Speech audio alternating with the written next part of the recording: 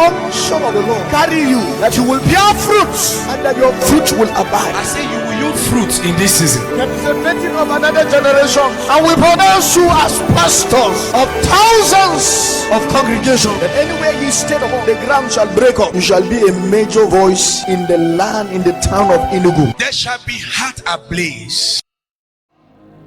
So this is the starting point. Give me the next verse. Wherein in time past you walked according to the course of this world, according to the prince of the power of the air, the spirit that now walketh in the children of disobedience. Give me another translation. No, another translation, verse 2. You used to live in sin. He didn't say in sins. So sin is not what people do. Sin is a nature, the nature of the devil. So every man that is not born again, irrespective of their works, is living in sin, is living with the nature of the devil. The devil has a nature. He's living with that nature, obeying the devil, the commander of the powers in the unseen world. He's the spirit at work in the hearts of those who refuse to obey God, even up till today. So every unbeliever you see has this spirit working inside you. Praise God. Give me that verse 1. So we have gotten it, that every man had the same starting point. It doesn't matter how good you felt you were, because I'm saying it now, some of you are thinking back. Before I got born again, I wasn't doing anything. You were dead in sin. Most believers that are not grateful believers are people that don't have this revelation, because they always feel that God should have done more, not understanding that their salvation is enough for them to be grateful. They feel that the salvation is not enough. After all, I was living a good life. Even if God didn't save me, I would have still ended. No! But we were dead in sin. Can you say, Father, thank you for saving me. Thank you for bringing me out of that realm. I'm glad that I'm born again. Once you were dead. Oh, give me King James. This one missed. Okay, it's in there. Okay. So let's read down. And you hath he quickened, who were dead in trespasses and sins. Next verse. Wherein in time past you walked according to the course of this world. Do like this. Before. I'm not saying that we are saying before. If you are born again, thank God he said the spirit that now walketh in the children of disobedience. He didn't say that is at work in you. He said in the children of disobedience. That's those that are not yet born again. So that spirit is not at work in me, and is not at work in you if you are born again. Next verse. Among whom also we all had our conversation in times past, in the lust of flesh, fulfilling the desires of the flesh and of the mind, and we are by nature the children of wrath, even as others. So each time I read this verse, I will cry and I'll say, God, thank you. You know, an unbeliever doesn't understand that this is where he is. Do you get? So when we were there, we did not even know that this is our definition. We thought we were enjoying life, but now our eyes are open.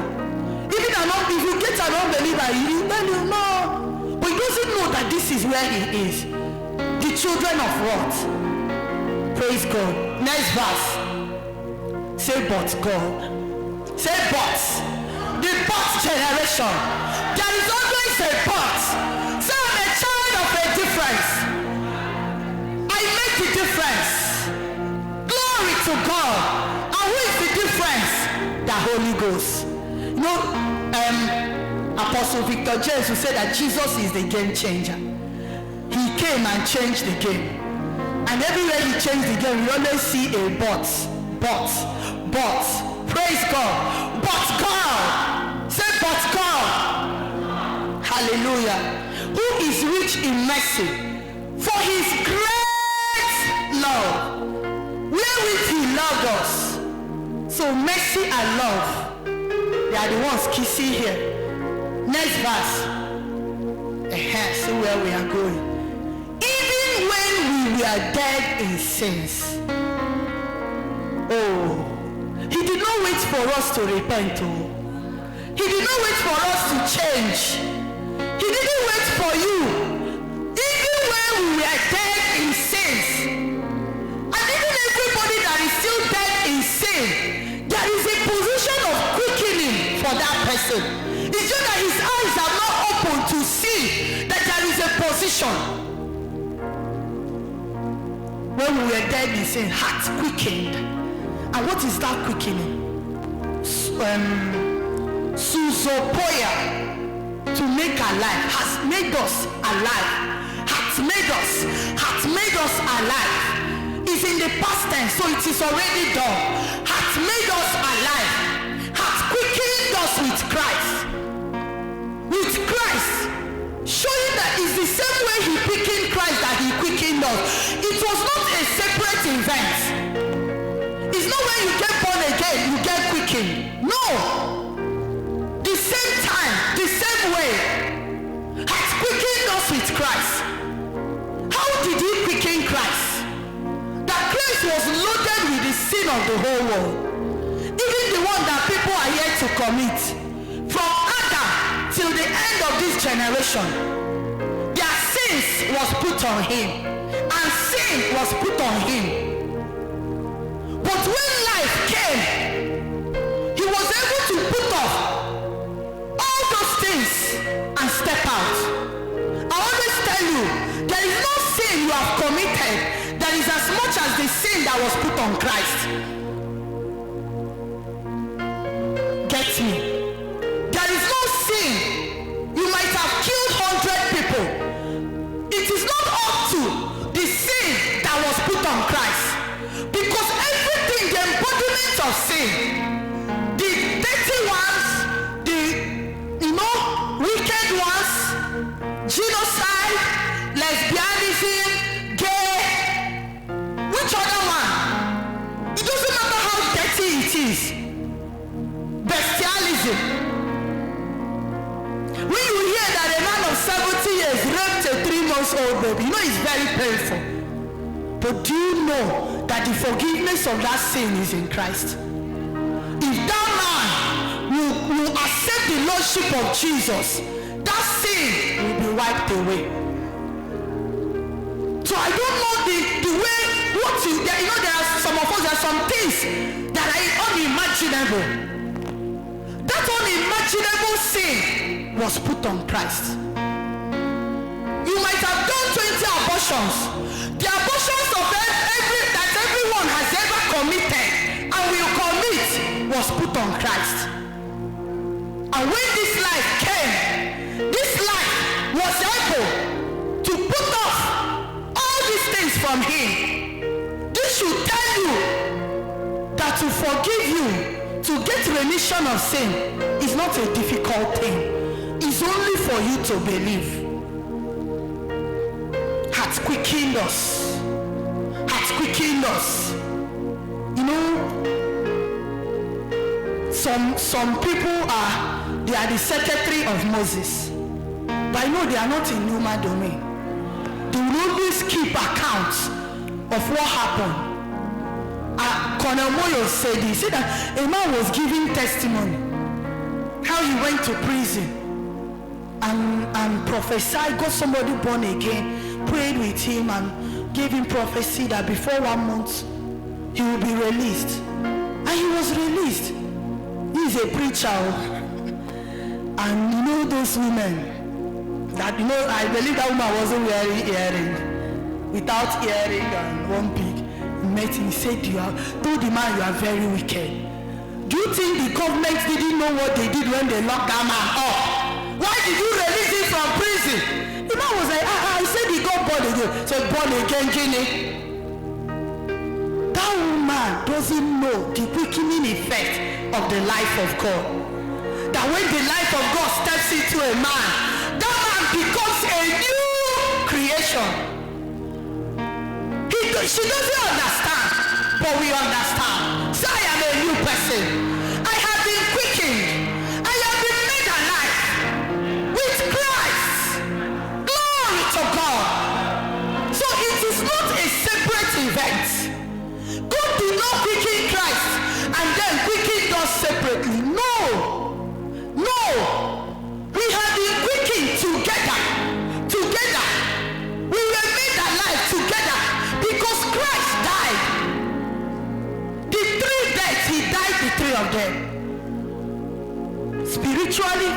physically and eternally, but he was made alive. Glory to God.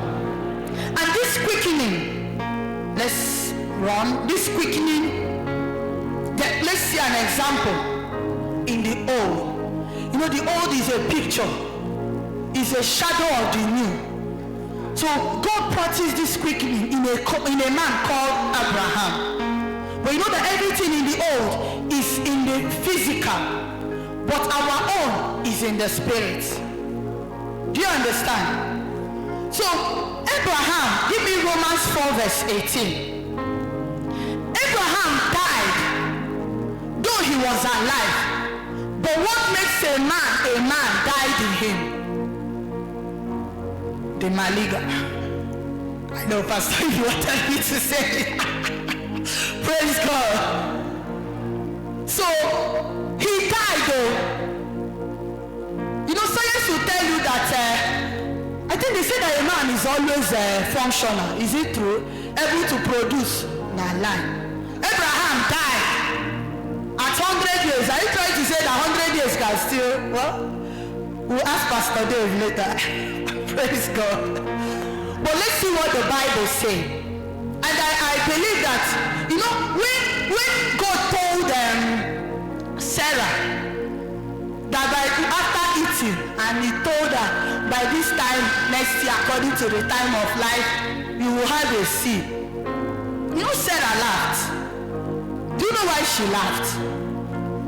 I don't know whether seed there, but she knows that for a long time Malinga has not been standing up.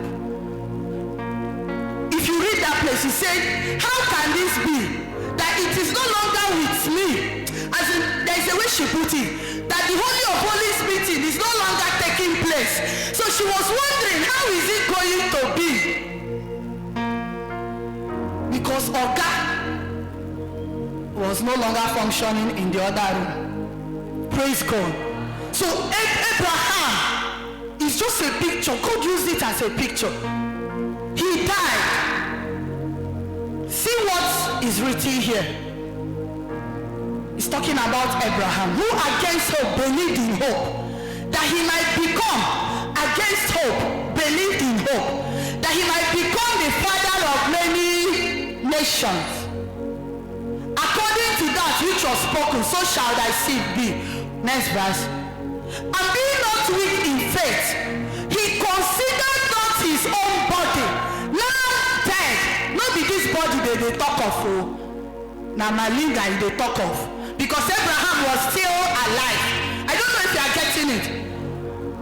So he was already dead in that aspect. And you know what it means? Because that's where a generation is supposed to come out. It's a picture. Don't think about the other one. This is a picture. He's supposed to give birth to a generation of righteous people. But he was dead. And a dead person cannot give life. There is no life in a dead person. So there was no life in him. He did not consider his own body now dead when he was about 100 years old, neither yet the deadness of Sarah's womb. So this is death plus death. But tell your neighbor, God is able. When God, if you go to Genesis, God just spoke. He didn't lay hands on Sarah. He didn't say, Sarah, come, let me lay hands on you. But he told her, he said, by this time next year, according to the time of life, he released words. And you know the word is the custodian of life. The word of God is the wrapping sheet of life. So when you receive the word of God, the life inside it will step inside you. When Sarah laughed, God did not stop her, because he knew that if Sarah doesn't believe the word spoken, it will not come to pass. So after Sarah finished laughing, he now asked her, is anything too much for God to do? Then he released that prophecy again. Get it? He released it the first time, but he knew that she did not welcome the word. And if she didn't welcome it, it will not manifest. So he spoke to her, changed her mindset, and he released the same prophecy again. And when he did this, Sarah received it. Praise God. By then, Abraham had already received his own. But let's see. Give me Genesis 25. So Abraham was dead. But after the word came, he became alive. There was a quickening. He was quickened. His manhood was quickened by the power of the word. It became quickened. And one thing I like about God is this. His life is an unending life. So when the light steps into you, it will start producing constant results.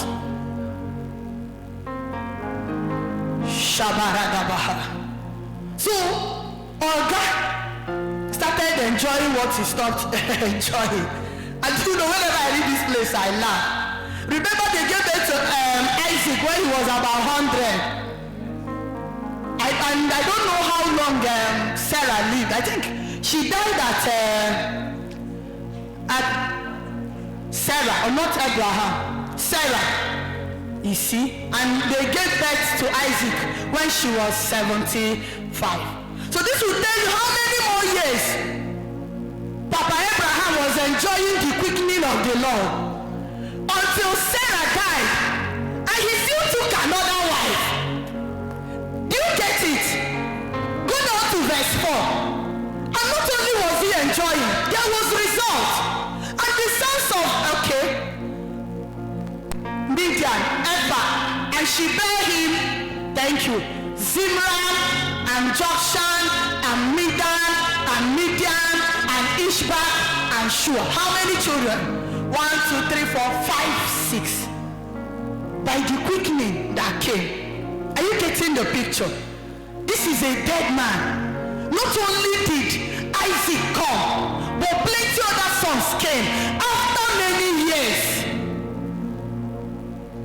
It's a physical representation of what is happening to our generation. That people might consider you a dead person. They think that nothing will come out of you. They have written you off. All you need to do this morning is to understand that you have been quickened together with Christ. And the quickening in the New Testament, it has nothing to, this one is just just a shadow. You have been quickened. I've seen people that we are olodo dondi, but when the quickening of the Lord came, you see them turn out to become first class material. The quickening, say I've been quickened. So he was made alive and he started bearing fruit. It's a picture that God is giving us. He was dead and his wife was dead, the deadness of the womb. But out of that death, when the word came, life stepped in and there became a change. I speak into your life this morning. Changes are coming out. There is restoration. Whatever is dead is coming to life by this revelation in the name of Jesus. So from a dead man, God could bring out life. And we were spiritually dead, and God brought life into us. Praise God. So we've been made alive, we've been quickened, and the quickening in us is the life of God in us. When the life stepped in, it quickened us. And this quickening is not just in the spiritual realm. Don't limit it to the spiritual. It is in every realm, everything that concerns us. This quickening is for everything, every area. Your career, your ministry, your financial life, everything. If you get a wholesome revelation, everything about you will come to life. You cannot write off a man in God's kingdom.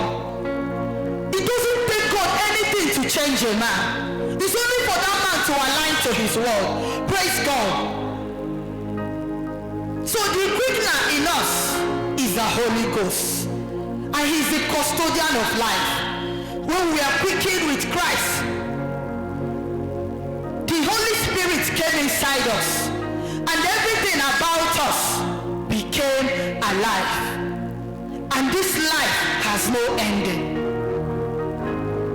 It has no ending. So, if there is anything that the life of God has ever produced in you, it should continue producing it.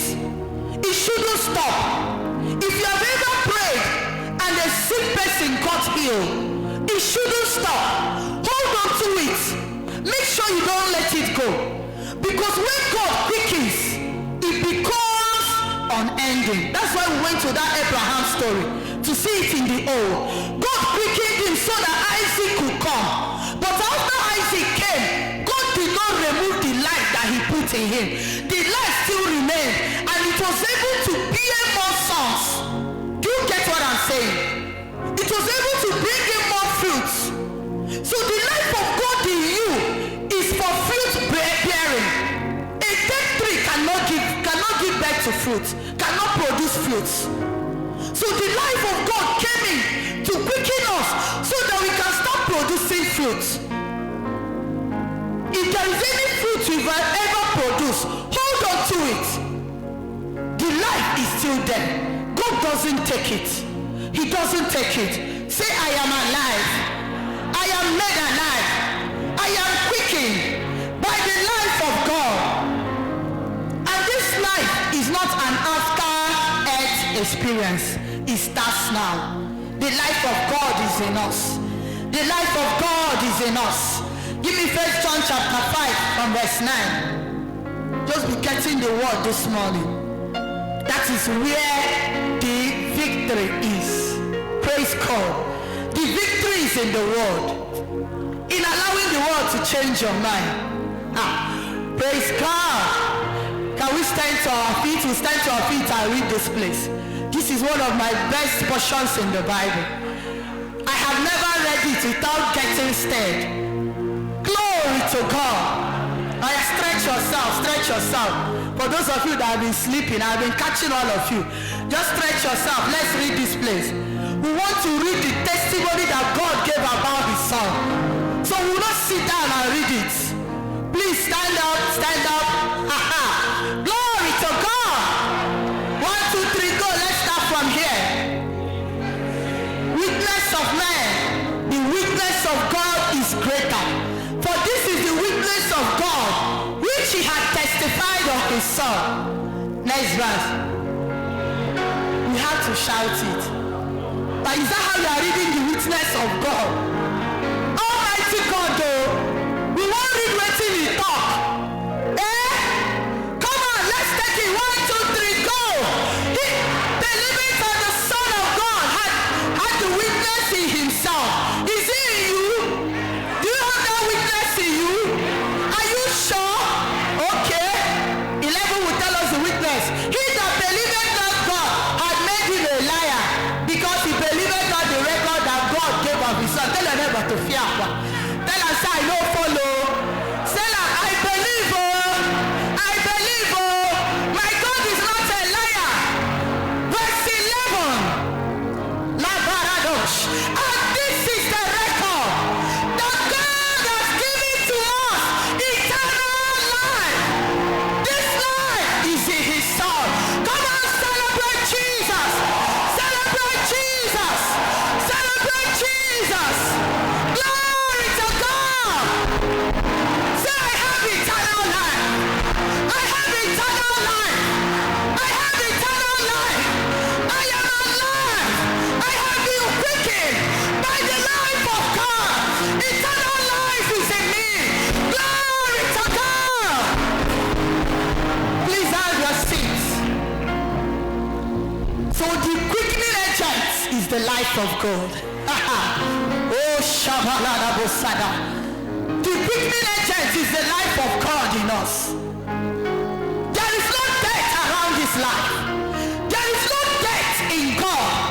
There is nothing dead around God. So there should be nothing dead around us. We have been quickened. We have been quickened. We have been made alive. You are not a dead person. We have been made alive together with Christ by the life of God. in us. Say, the life in God is in me. The very life is in me. Glory to God. Glory to God. And this life is a quickener. We've been made alive. We've been made alive. It will quicken you out of every laziness. Quicken you out of every bit that you find yourself. If you get this revelation, your life will change instantly. It comes like flashes of light. And once that light comes in, your life changes. You see yourself in a better light. You see that you don't have anything to do with dead men. You don't need your uncle to succeed. There is life in you. The self-existing life. God does not depend on any man to be God. He is God all by himself because of the quality of life that is in him.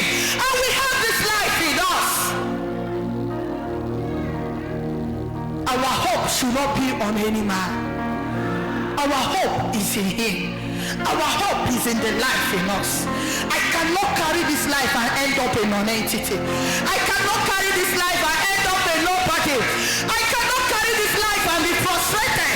How can I carry this life and nothing will work for me? It is impossible. I've never heard God say nothing is working. Why? Have you ever seen God climb any mountain and you see him fasting and praying? Have you seen God fast and pray? Have you seen him bind the devil? He is God because of the life in him. See, there are levels of life. There are qualities of life. If they bring an ant and a chicken, you will not feel bad killing an ant. You might feel bad killing a chicken, except for people like Mommy Oge. I've never killed a chicken since I was born. I told Sophia, I said on the last day, when they ask you how many chickens you have killed, my heart no day. I am not a mother. Praise God. So there are qualities of life. But when you are killing a chicken and a human being, you would rather kill a chicken than kill a man. Because the quality of life in that man is higher than that of a chicken. But if you get an animal activist that his mind has been blinded, they would rather kill a man than kill a chicken. Do you get? Then God, is God because of the life in him. What made you a man is because you have the life of a man in you. A chicken has a chicken life. So God is God because of the life in him. A life that cannot be subject to the devil. A life that cannot be subject to unrighteousness.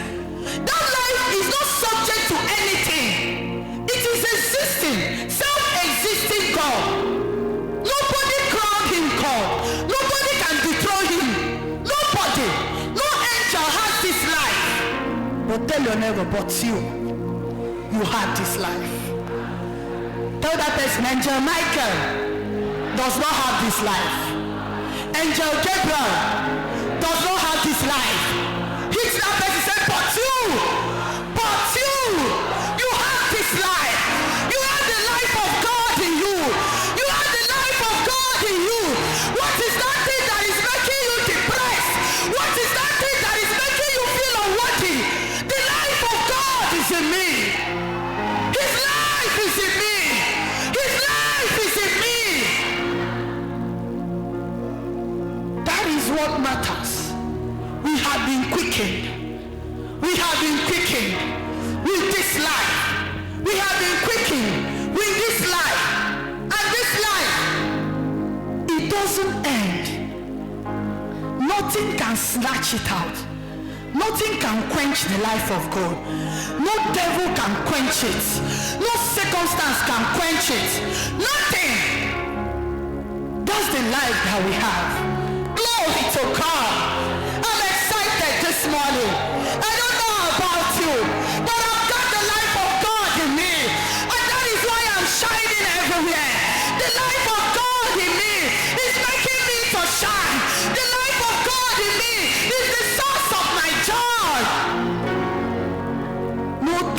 to squeeze my face. Glory to God. Glory to God. Tell your neighbor, am I not beautiful? That the life of God they make me like this. Don't not mention it is not organic cream. It's not organic soap. That the life of God they make me like this. Glory to God. Hey, hey. Glory to God.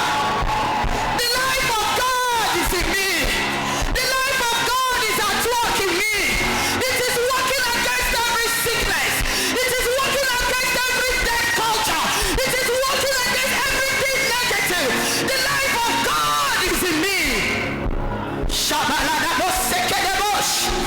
Makedeboshadanabada. The life of God. The life of God. Woo! Woo! Glory to God. Zoe life is in me. Thank you, Jesus. Give me Romans 8:11. The life that raised him without sin raised me without sin. He was raised without sin. I was raised without sin. I am not a sinner. I am without sin. The life of God cannot stay in a man that is a sinner. No sinner has the life of God. And I know it is an idol. It's an epignosis to me that the life of God is in me. I don't need anybody to tell me. I know this. I was raised without sin. The life is in me. Rekedebo shadaba. Mantekedebo shandebo hosada. Say I was raised without sin. I am not a sinner. I am a born again. I am a new creation. I am not a sinner. I am the child of God. Raised without sin. Kabadabadabadosh. Kebaradabasondanadosh. Matekedebosandabadosh. I am not a sinner. There is no condemnation against me. I am the beloved of my Father. I was raised without sin. That is who I am. That is who I am. The life of God is at work in me. The life of God is at work in me. No sickness can stay in my body. No evil can happen around me. The life of God is at work in me. Woo! Shekedebo sandebosh. Glory to God. Glory to God. So because Jesus died 3 deaths, he was quickened 3 times. And we are quickened these 3 times with him. Praise God. And the last one to take place was the physical quickening. So Romans 8:11 talks about the physical body. We have been quickened in our spirit. Some have this revelation. They are quickened in their spirit, but they don't know the place of the body. You know, there are some that teach to the extreme that the body is evil. I don't know if you have a lot is going on in the body of Christ. They don't say anything good about this flesh. It's a deception of the devil, because this is our license to the earth realm. The day you lose this license, you check out. The earth is not the earth of spirits. It doesn't belong to God. It doesn't belong to angels. The earth is the earth of man. And man is not person with an earth suit. You can't go to the moon like this. You must put on a suit. Otherwise you get that you float away into the universe. Moon doesn't have gravity. You will just fly away. And maybe as you are going towards the sun will melt you and check it out. Praise God. So they have moon suit that enables them to walk on the moon. This is our earth suits. Shake your hand like this. Look at your body. Say, God, thank you for giving me an earth suit. You see them preaching as if the body is nothing. Do you know it is part of your Thanksgiving points? You thank God for giving you an earth suit. As many that have lost their earth suit, they are checked out. So don't condemn what the Lord has called good. It's even this earth suit that enabled Jesus to come. So God is interested in your body. He wants you to be healthy. He wants you to have money to take care of this body. He's not against your body. He's not. So don't think that the body is the body is you see some people, do I have time? They are too spiritual to take their bath. They are too spiritual to shave their armpits. Too spiritual to wash their hair. Because they are kabashing. 40 days dry fasting.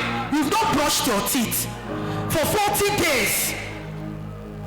You are a disgrace to the kingdom of God. A disgrace.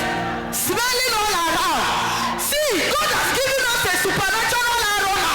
He said that we are the aroma of Christ. Stop smelling. We don't need that one. We have the spiritual one. When we walk into a place, demons check out. It is not your... Some they are older, they even pursue some demons. So let me... Praise God.